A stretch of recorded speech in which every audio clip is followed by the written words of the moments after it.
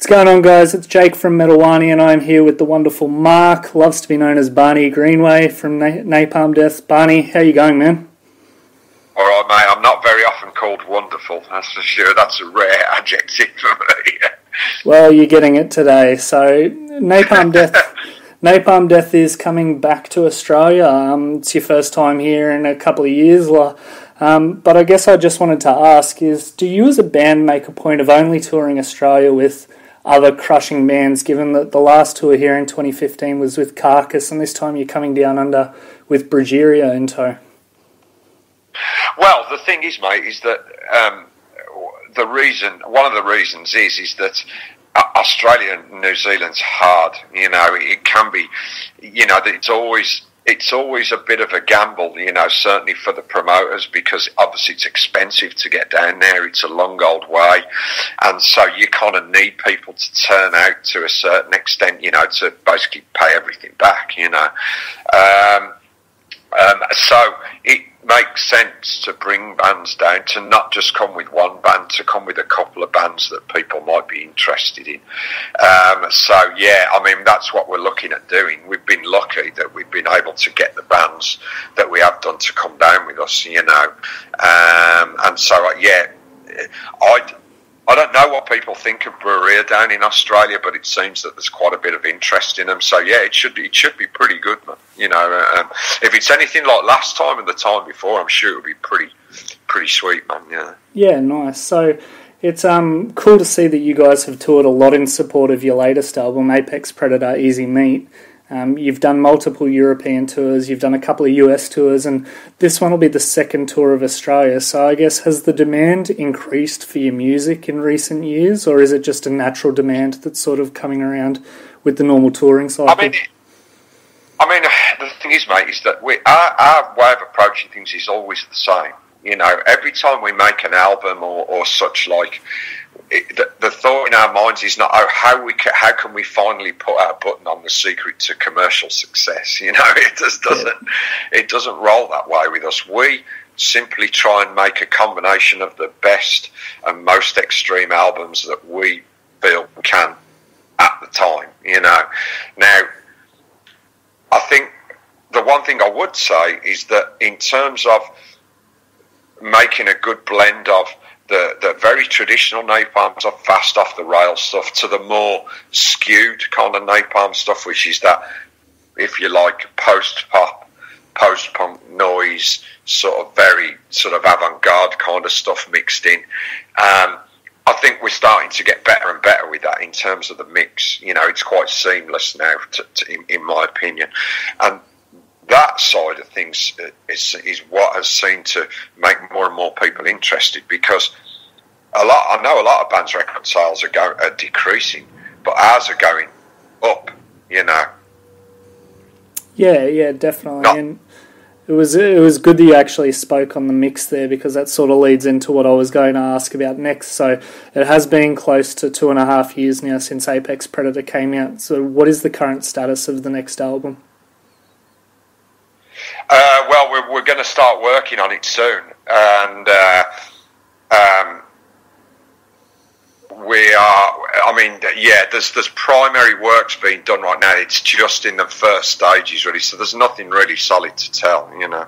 Yeah. So do you sort of feel like you've got a direction for it, or is it just in that real preliminary planning stage?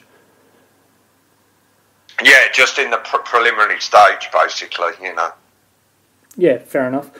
I want to talk a little bit about band composition now, and I guess I want to query whether Mitch Harris is still part of the band when it comes to writing and recording. So I know that you guys have had John Cook touring with you since 2015, so what's the status on Mitch? Is he contributing to the upcoming album? Mitch is still a member of the band as such.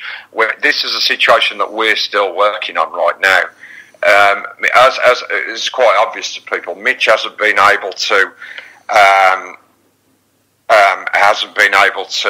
tour with us. You know, we don't. Well, I've got to be honest. We don't know whether that situation is going to change or not. You know, we just don't. You know, but we're not people to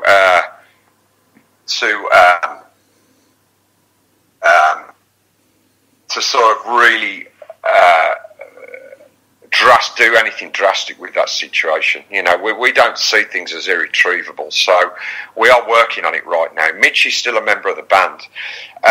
He most likely will record with us on the next album, as things are. In fact, I think it's pretty dead cert that he will, and that's it really. There's nothing sinister behind it.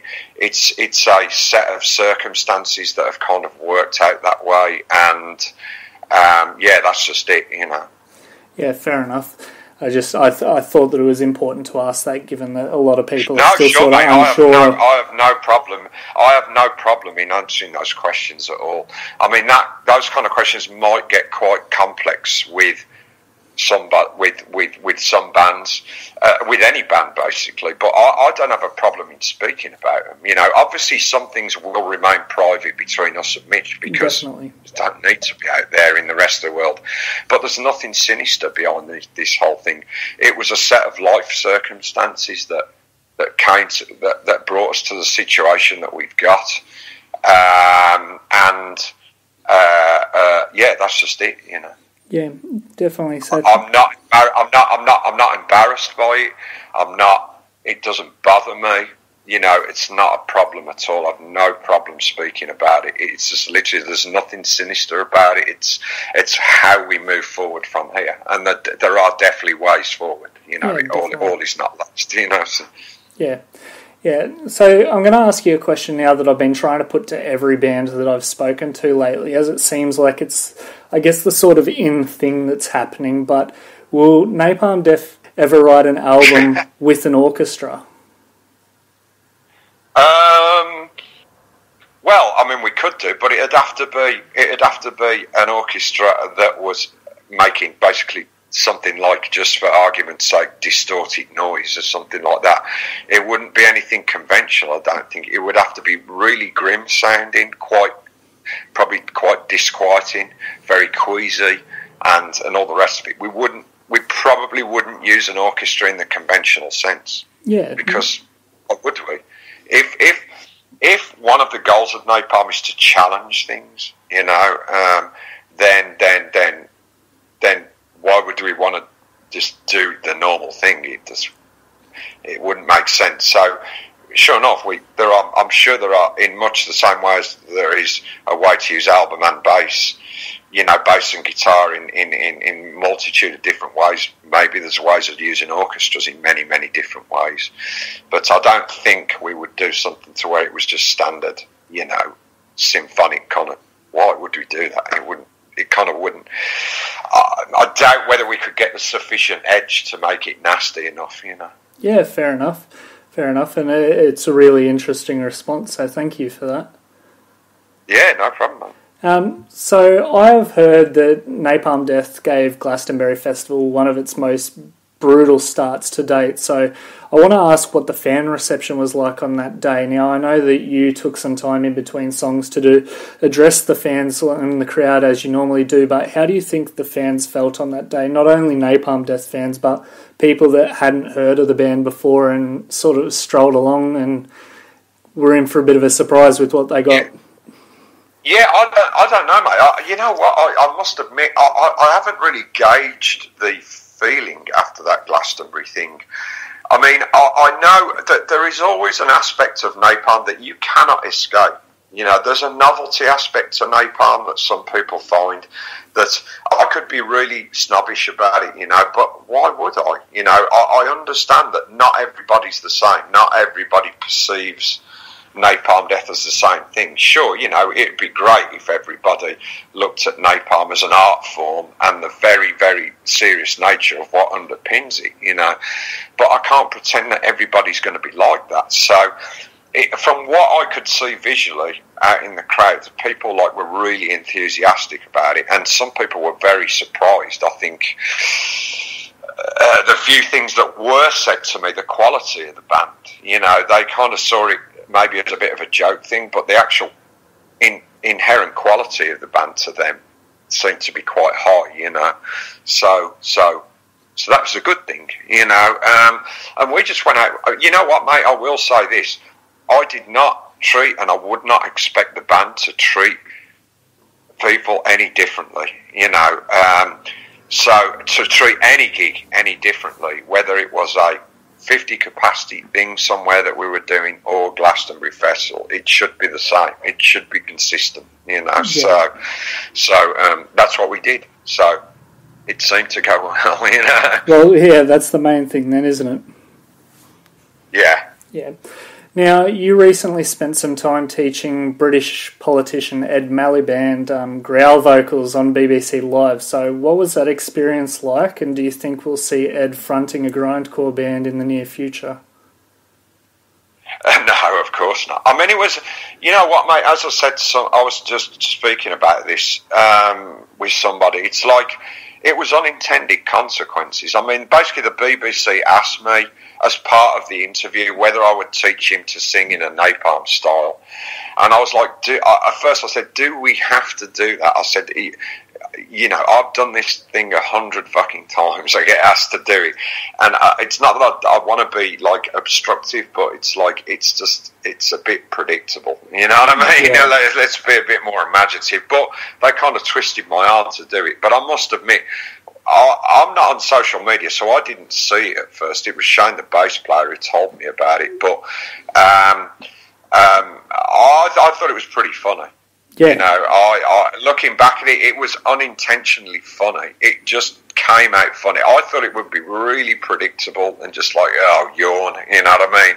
But it is actually pretty funny because he's like, Ed Miliband is generally trying to get a grasp of it, and he just can't get the wind for it, So it's it's a little bit of comedy, that doesn't,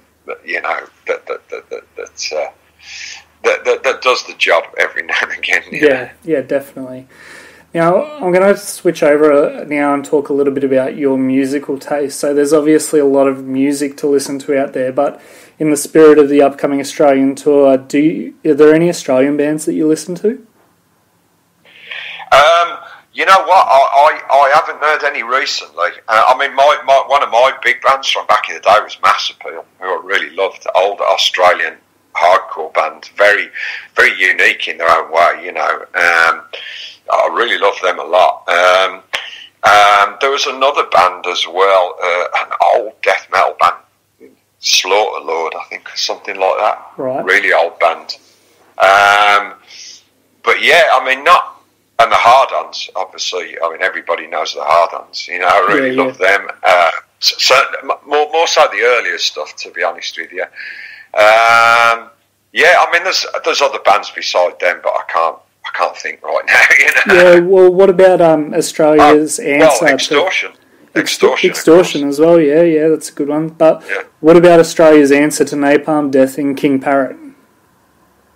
Oh yeah, I know them as well. Yeah, they're quite amusing. I mean, there's the thing is, mate, whenever anybody asks me when we're going to a place we don't go very often, they're like, oh yeah, the band's from down here. I'm like, of course I know 100 of them, but it's like on the spot. It's like trying to remember. It's like, oh no, Yeah, definitely. But yeah, I mean, it must be difficult, for bands down there, because obviously us being like European, we've got the continent 25 miles away, like a ferry ride, and yeah, it's a 7-hour flight from anywhere here before we hit international. Anywhere, so it's tricky. You've got no money to play with anyway. Yeah.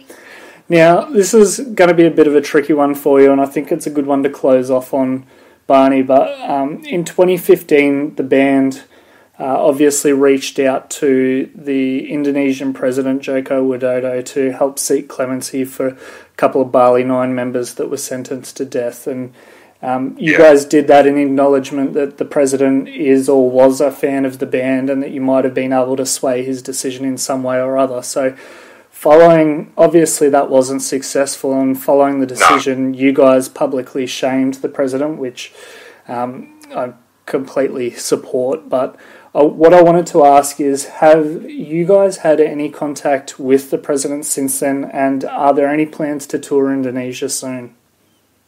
I've never had any contact with him, to be honest. Never any direct contact. Well, any other kind of contact. I mean, he was basically pictured in a Napalm shirt. So I know apparently he's a fan of like hard music. I don't know whether he like how much of he knows about napalm or whatever. Yeah. But obviously, I think it's important to say, I don't just want to isolate it to him in particular. I think this is a worldwide problem. Definitely. You know, I think I've always, this is not something that I picked up overnight because somebody came to me with it. I've always been against the death penalty because I think you cannot seek humanity if that's what we're trying to move towards by using revenge tactics against people. You know, like completing and perpetuating a circle of violence just keeps a circle of violence, and it just keeps going round and round and round. You're never going to stop it. Capital punishment is no deterrent. It doesn't work. You know, like you look at levels of incidents, they don't decrease. You know, in countries where there are capital punishment. So then I would have to say, well, what is the purpose of it? But to use revenge against people, and you know, like I say, if the human race is going to survive, we have to kind of get over ourselves a little bit, you know, and understand that revenge is a momentary thing. It doesn't solve anything. And, you know, to try and actually move towards levels of understanding, you know, to stop certain things from happening, you know. And so that's what I would say. So yeah, it was a general appeal. It didn't work. I'm not sure that we went out there to necessarily shame the guy. I think really, if like to do that would probably make him dig his heels in even harder, you know. And obviously, I understand he's probably under pressure from the people that he's like a president of. You know, I get that part of it, you know. But at the same time, you know, we have to reach out to people to try and make them grasp like humanity. You know, it's a struggle because obviously there is a certain human trait that craves sort of revenge and is sometimes despairs at the lack of humanity in the world, but then things can flip and they're quite prepared to see people treated in the most inhumane ways, you know. So it's trying to kind of, I guess, make people understand that you kind of need a single way through this, you know, to stop, you know, capital punishment and to look at what we actually want to do, which is stop people from murdering other people, to stop supporting things like the cocaine and heroin industry that are responsible for deaths that we don't even see, that we would never see, that can see whole communities like completely enslaved, you know, just for production of drugs, you know. I mean, that's the real problem, not the people transporting stuff over borders, you know, because they see an opportunity. Yeah. Barney, thank you so much for that. That was a very insightful response. So thank you for your honesty there. But that's all we have time for. So once again, I'd like to thank you for taking the time out to have a chat with us. Napalm Death is touring Australia later on this year, and we look forward to seeing you when you come down here. Thanks, my friend. Thanks, Barney. Really appreciate it. Cheers. Okay, my props. See ya. Cheers. Bye-bye. Bye.